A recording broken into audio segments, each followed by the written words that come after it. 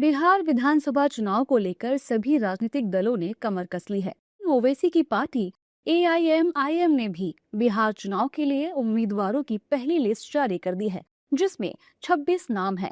उनकी पार्टी ने ऐलान किया है कि इस बार 100 सीटों पर AIMIM चुनाव लड़ेगी।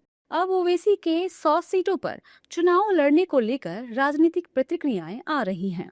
आज की तारीख में मुस्लिम के लीडर हैं, तो अगर वो लड़ रहे हैं, मुस्लिमों के वोट के दावेदार हैं नंबर 1 पे, तो उनको लड़ना चाहिए।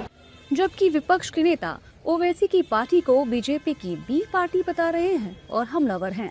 लोकतंत्र में सभी को चुनाव लड़ने का अधिकार है, जिसने भी राजनीतिक पार्टी बनाई है, लेकिन सवाल इस बात का होता है कि किन सीटों पे आप चुनाव लड़ रहे हैं और आखिर किन सीटों पे आप फायदा पहुंचाना चाह रहे हैं। आप पूरे बिहार में चुनाव क्यों नहीं लड़ते हैं? आप सारी सीटों पे चुनाव क्यों नहीं लड़ते? आप तो कहते हैं कि आप बहुत बड़ी पार्टी हैं, बहुत बड़ा दल है, तो वो दल केवल चुनिंदा सीटों पे ही चुनाव क्यों लड़ता है? ये सवाल जब उठता है तो कहीं ना कहीं इस बात की ओर इशारा करता है कि वो किसी और की मदद करने के लिए चुनाव लड़ता है। AIMIM साल 2020 में सिर्फ 20 सीटों पर ही चुनाव लड़ी थी, लेकिन इस बार ये संख्या पिछली बार से 5 गुना ज्यादा है।